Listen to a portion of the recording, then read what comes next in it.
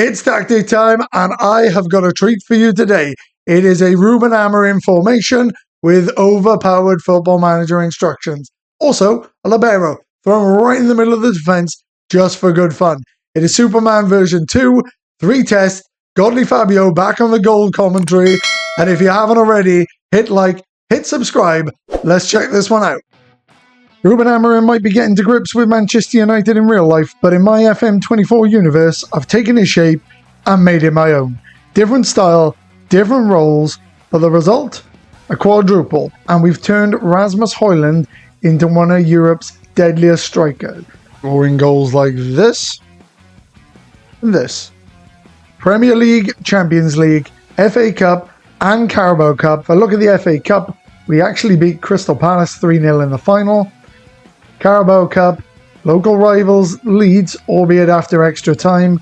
Rasmus Højlund, second top scorer. Bruno coming in at third, behind Haaland, but in the league itself, 26 wins, 100 goals for, but points 85, 6 clear of Liverpool, Manchester United, back on top of English football. So after conquering England, it was only right to take it over to Real Madrid, where Xabi Alonso will be setting up next year with a very similar formation. Could this be a sign of things to come? This year they missed out on the league in real life. In the game, in the test, they have won absolutely everything, just like Manchester United. Mbappé the top scorer, and he got these 2 goals in a Champions League semi-final against Arsenal. Real Madrid running out 4-1 winners. Goals, assists, all spread around. Team stats, average ratings, all in the green. A brilliant season, as you would expect from an elite team. So I can't just test it with top teams in top leagues and elite teams like Real Madrid. We've taken it down to League 2. We've taken it to Bradford City. And while not league favourites at the start of the season, they've won the league with 104 points. Bradford on their way to League 1 in style. Lindelof, Dyson gives to my another kid, gives it to Casemiro, Bruno Fernandes, Zirkzee, the mountain, next one! It's 1-0! Doucouré gives it to Kwakwa, Duyugs, Casemiro gets the ball, he shoots, what a screamer by the Brazilian! Bruno Fernandes gives it to Dyson!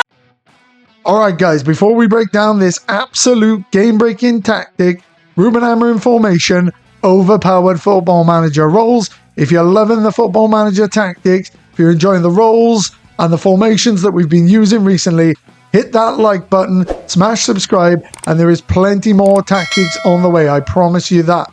Now let's dive into the team instructions behind this Ruben Amorim inspired shape and why it is tearing up the tests. We're going full throttle, attacking mentality sets the tone. Proactive, assertive tactic. Your team won't sit back, they will push the opposition from the first whistle and dominate with aggressive forward play.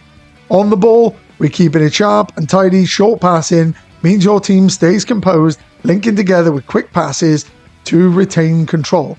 Here's the twist though, we are passing it into space. We're not just knocking it around for fun, we're looking to exploit movement, threading balls into open areas for runners to chase. We are running at defense. The instruction adds a direct spark. It encourages your players to carry the ball with intent. We are focusing play down the left and the right. With this dual side focus, you're maximizing the width, encouraging your team to target those wide areas and dragging defenses apart. Overlapping also on the left and right. This links perfectly with our wide play. So by telling your fullbacks and your wing backs to overlap, we're adding an extra man on the wings, creating those crucial overloads. The tempo is higher, it's high octane football. We move the ball fast. The attacking width, narrow. Now that might surprise you. Even though we're focusing play down the wings, we're using a narrow attacking width. That brings our players in the middle closer together. They can combine really well, creating overload centrally, and then we've got players on the wide. We're making space for them as well. It's a really good contrast of play. Cross in. Suits the more mobile strikers and attacking midfielders bursting into the box. We're not aiming it for towering headers. They will cross it. You've seen from some of the highlights, you will get the crosses into the back post and the normal crosses, as I would call them. For those low balls into the box, are hard to defend and easy to finish. So that's where your striker gets most of their goals. Absolutely deadly. Now let's talk about what happens in transition. As soon as we lose the ball, boom, counter press kicks in. We're not giving the opposition a second to breathe. The players swarm the other team, press aggressively, and force mistakes high up the pitch. And when we win the ball back, it's go time. Counter is on. That means immediate forward movement. The team shifts from defense to attack, instantly looking to punish teams when they're off balance. The classic Ruben Amorim style transitions, quick, sharp, and deadly. Hopefully you'll see some more of that next year if you're a Manchester United fan.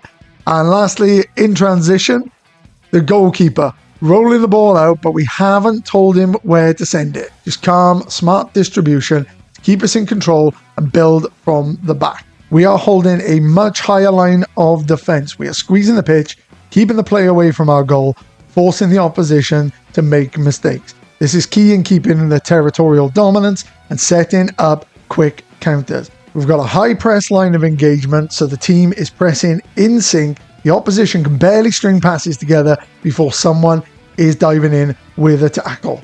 With that in mind, we're also telling the lads to get stuck in. That means strong tackles, bit of grit, winning those 50-50s. You'll pick up a few bookings, and I've said it before, don't be frightened to take that instruction off later in the game once the game is won.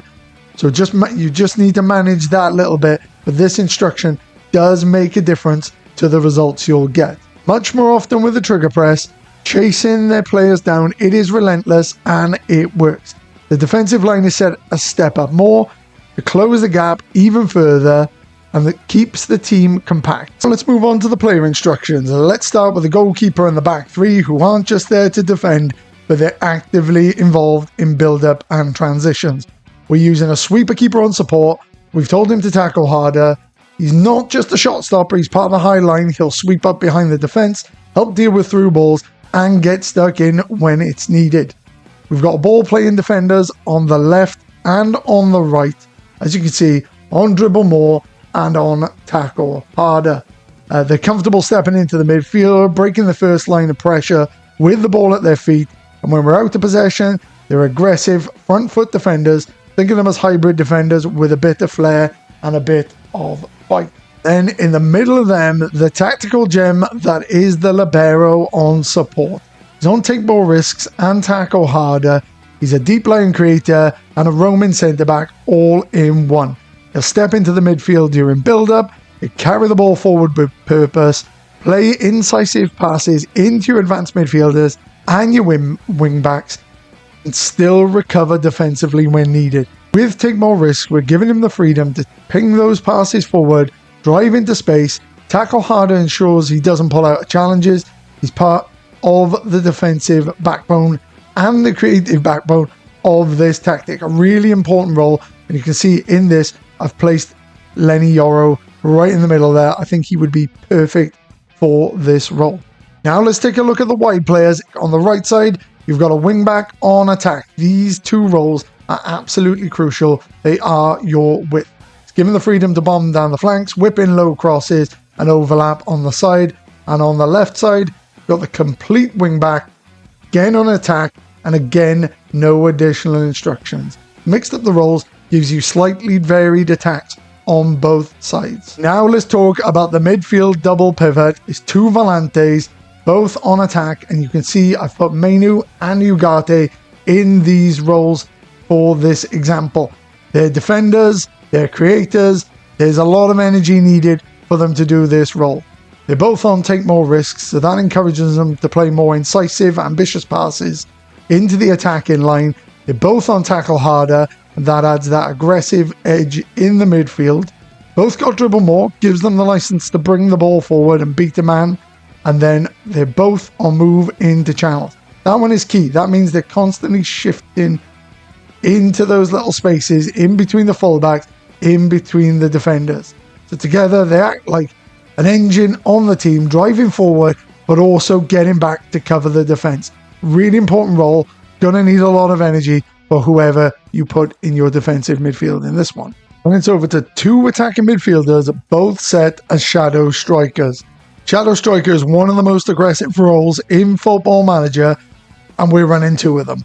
Reason for this, in this setup, they bridge that gap between the midfield and attack, constantly arriving late in the box for those low crosses, finding pockets of space and overwhelming the opposition's defence. There's no instructions added to this one, just the coded instructions. They time their runs to perfection, exploit the space created by our striker and the surging Volantes. So the Volantes get forward, they draw players to them, and that leaves a nice bit of space for these two to create havoc. Press from the front as well, so when we haven't got the ball, we've got three players centrally pressing the other team's defence. And lastly, up top, we've got an advance forward just on tackle harder. There it is, the full tactical breakdown of Superman version 2. Attacking, aggressive, and Ruben Amorim inspired. This is how I think they would set up right now. If you put Cunha in there on the left as well, let me know how you think United will line up, who you think they need to make the system work. If you like this tactic, then hit like. If you haven't already, hit subscribe. But as for today, tactic time done.